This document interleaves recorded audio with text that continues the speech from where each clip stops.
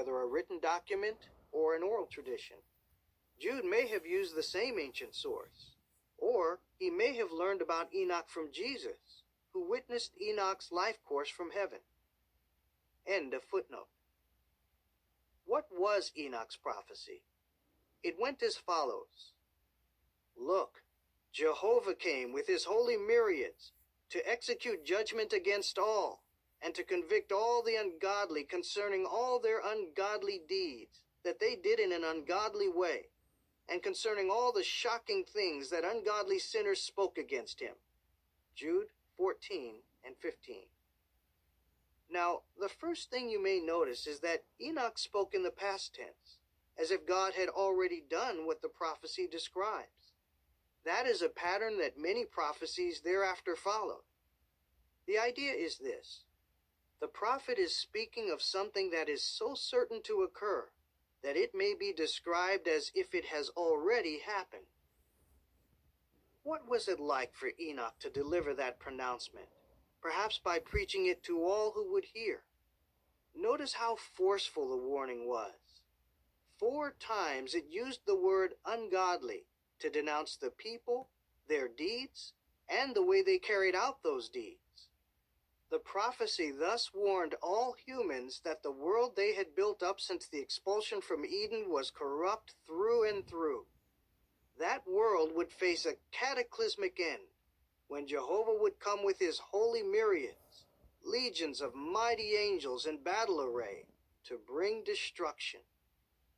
Enoch fearlessly shared that divine warning, and he did it alone. Perhaps young Lamech watched, in awe of his grandfather's courage. If so, we can well understand why. Enoch's faith may move us to ask ourselves whether we see the world in which we live as God sees it. The judgment that Enoch bravely proclaimed still stands. It applies to today's world, just as it did to the world of Enoch's day.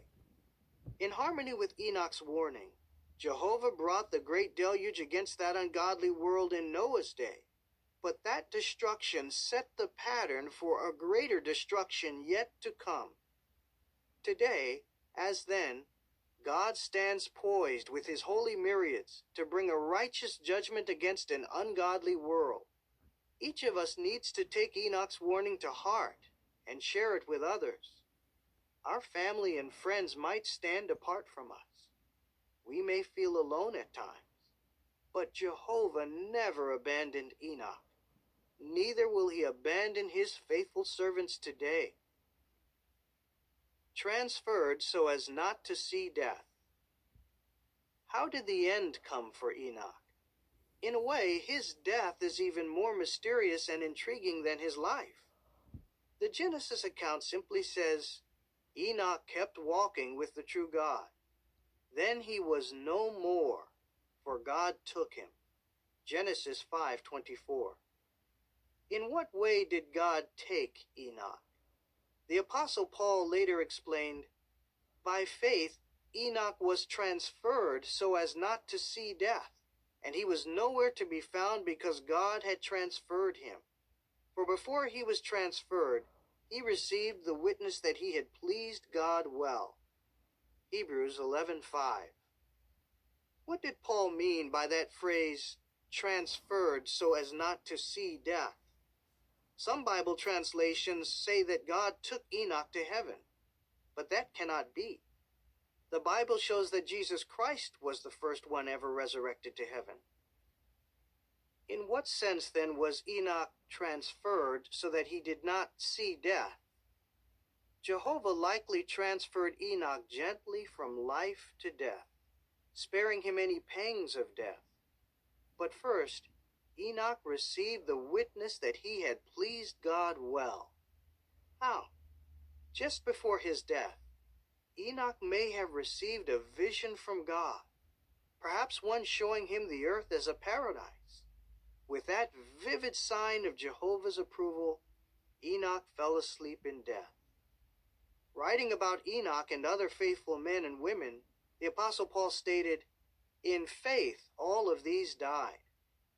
Hebrews 11:13.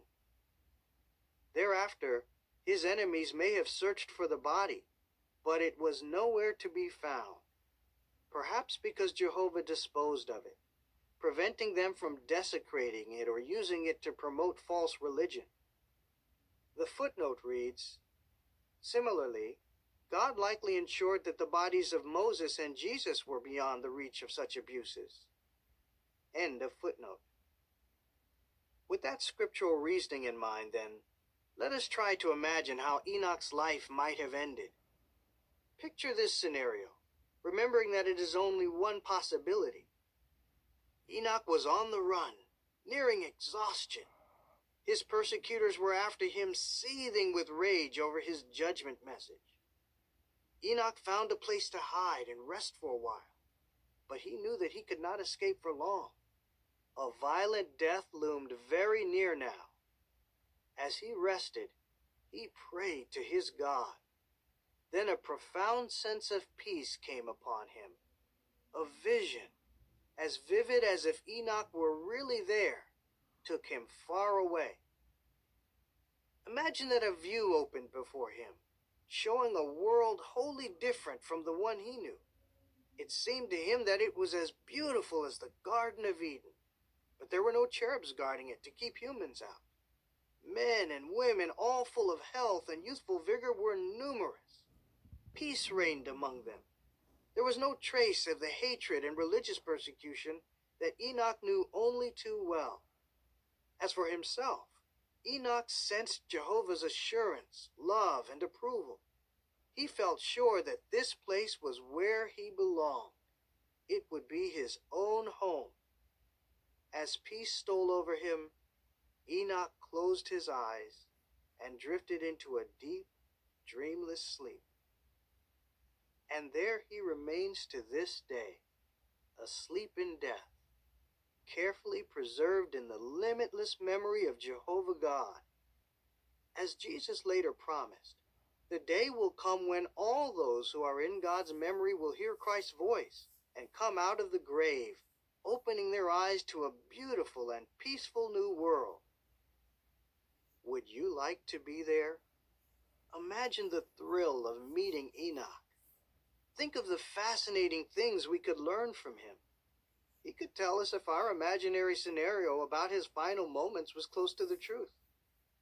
But there is something we urgently need to learn from him right now. After discussing Enoch, Paul went on to say, without faith, it is impossible to please God well. Hebrews 11:6. What a powerful reason for each of us to imitate the courageous faith of Enoch.